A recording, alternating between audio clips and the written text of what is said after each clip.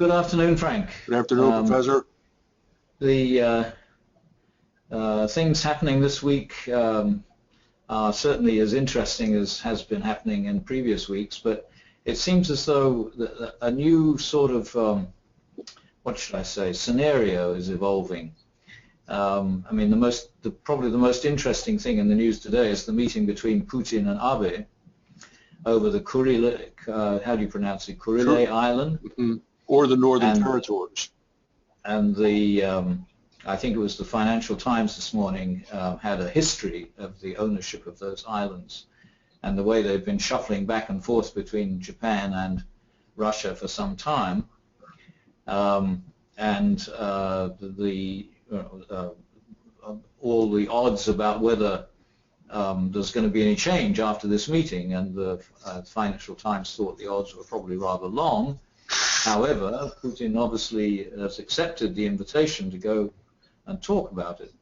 Mm-hmm. But thinking about this, it seemed to me that what's particularly interesting about what's been happening and that we've been talking about in the last few weeks is that we're at a stage in the process of globalization where the resistance to change is increasing. Even though the momentum of change is also increasing. And it's causing a number of problems, and causing a number of political changes, I think. As we were saying earlier, there is a relationship, or it's interesting to compare Putin and his apparent policies, the way he appears to us, Trump and what he seems to be trying to organize for his term that starts in a month or so. But not only these two people, look at what she's doing in the president of China. It's very similar. Yes. So we've now got China putting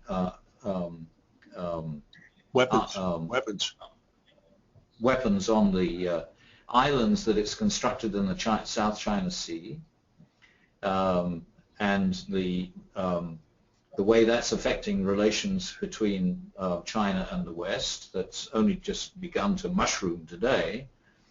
Putin and Crimea, and Putin's apparent aim to reconstruct the world as it was seen from Russia at the time of the height of the Soviet Union. Trump and what he's done so far and appears to be planning to do in terms of foreign policy, in particular, for example, with his telephone contact with Taiwan. This is just at one level. Right. But then what's going on at other levels have made this sort of thing possible. That's an interesting observation, because my take on this is that what's happened is that the veneer of diplomatic civility, if you will, has evaporated. Everybody is out for themselves.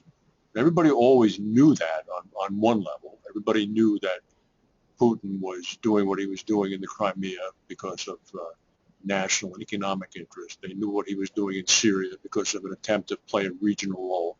They knew what he was doing in the Ukraine, both for economic and national interests. People knew what the Chinese were doing with the Spratly Islands, with their extension of the hegemony. And people always knew, and the United States was always criticized for masking evil motives, if you will, under good acts, good intentions. But now the United States has joined the queue. I mean, we're being very blunt about it. This is going to be a transaction-based kind of approach. You scratch our back, we'll scratch yours. You help pay the defense bill, we'll keep the nuclear umbrella. You don't play ball with us, we're going to turn off the trade tap. And it's like, what's going on? I mean, on the one hand, it's as if everything has changed, but on the other hand, it's as if nothing has changed, because everybody, I think, always understood that this was the way things were anyway. And I'm just wondering whether or not the accelerated globalization rate has forced institutions to become more responsive by adopting these national / transaction based kind of policies, so they can go back to their population and say, look, things are actually being done. Look what we've done for you. I don't know. I wouldn't say it's I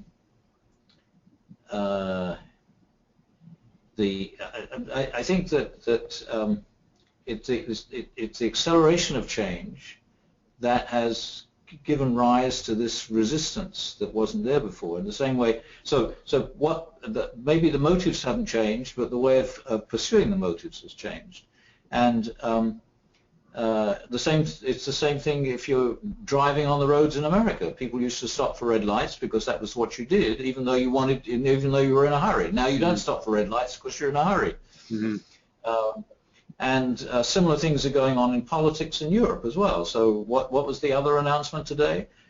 Angela Merkel, the champion of liberalism in Europe, in 21st century Europe, wants to ban the burqa wherever it's legally possible, which is for which there are very good arguments, but they're very different from the arguments she's made up until now. Yes. And I think the Economist had something on this somewhere I was reading today anyway, that in fact she said that the reason we must do this is to prevent the development of parallel societies.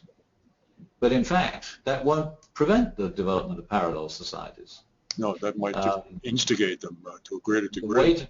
The only way to prevent the development of parallel societies is to engineer socially and politically a much greater degree of interaction between the people who might participate in parallel societies, instead of letting them separate.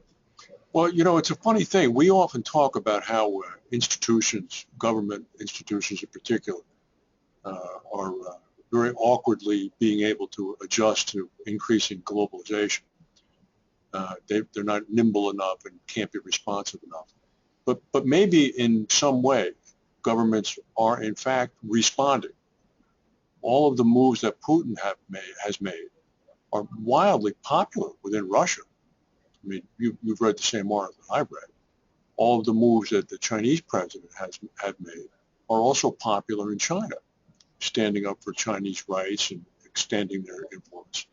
And all of the moves that Theresa May is making are following the plebiscite for Brexit. And all of the moves that Trump is making are following his quote-unquote mandate. So institutions are responding. They're definitely getting the message. I mean, it's like knock, knock. It's like they understand that.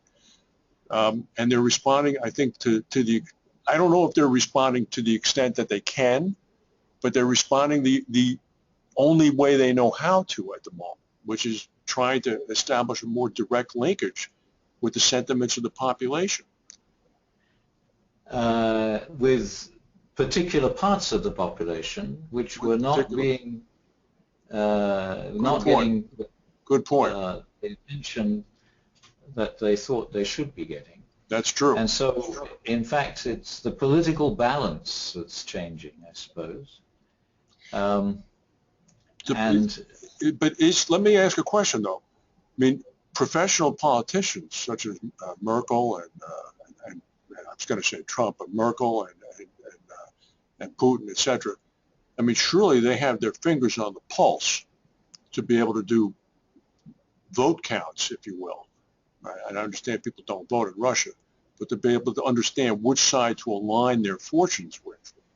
So presumably they know it's not necessarily appeasing the loudest sectors of society as much as it's appeasing the collection of sectors in the society that are going to keep them in power. Well, the pulse, it's difficult to, I mean, the biggest problem with globalization is that there tends to be an assumption that it leads to homogenization. But there's absolutely no evidence that that's what in fact happens. Mm-hmm. And I've always felt, based on my experience doing ethnographic research as an anthropologist, is that human beings are totally incapable of becoming homogeneous. And so the big challenge as we become more of a globalized community is going to be accommodating all the variation within it. Because up until the middle of the last century, the variation was contained within cultural boundaries. Mm-hmm. And people grew up in one cultural community or another, and very few people had any working knowledge of how to operate in more than one cultural community. Now they all live in the suburbs of the same city. I like to tell my students they're now all in West Philadelphia. And we have to work out a way to actually interact with people who are different from us all the time. But how do you keep your finger on the pulse of all the different political interests all the time? And that's going to be probably the biggest problem of globalization, especially since so far the biggest gap in our planning for a global community is how it's going to be managed politically. Yeah, yeah. The only international figure with any authority at all at the moment is the Pope. Right, right, right. And the political institutions seem to be, well, they're not seem to be, but they are reacting to the loudest voices, which is troubling. I mean, Yeah. even it's in the United States, as you know, Hillary Clinton is going to end up with about 3 million more votes than Trump did. Trump had. But Is it now 3 million? It's 2.8 million right now, but it's going to probably go to 3. Which I might add is 2.5% of the electorate, and the polls before the election had her at 3 points ahead. So the polls were pretty close to being right. They just missed the states. So they were screwed up in the end. See what the Electoral College does with that on Saturday. Yeah, wouldn't that be a news story, huh? That'd be the biggest news story of the century. So, but I guess the point is that I just see the institution of government struggling to adapt to this, and it is adapting. It's adapting. But because of the limits, like the Electoral College, for example, that we're talking about, it's not properly expressing itself in its response to what it's seeing. And it gives me some cause for optimism, because I had previously thought of government as almost an edifice-like complex that was impregnable, unassailable, non-porous, not receiving any messages from the outside. But I think that's clearly not the case now. In fact, it may just have swung too wildly in the other direction, where 4% or 5% of people in England can vote for Brexit, and all of the polls indicate that the people who didn't come out and vote would have voted to stay, but yet the government begins to march off like an automaton now. Brexit, Brexit, Brexit, we're going to do it. And the same with Trump. The popular election shows him losing, but he has his mandate, biggest ever in history, he says, so he's going to go off and do it.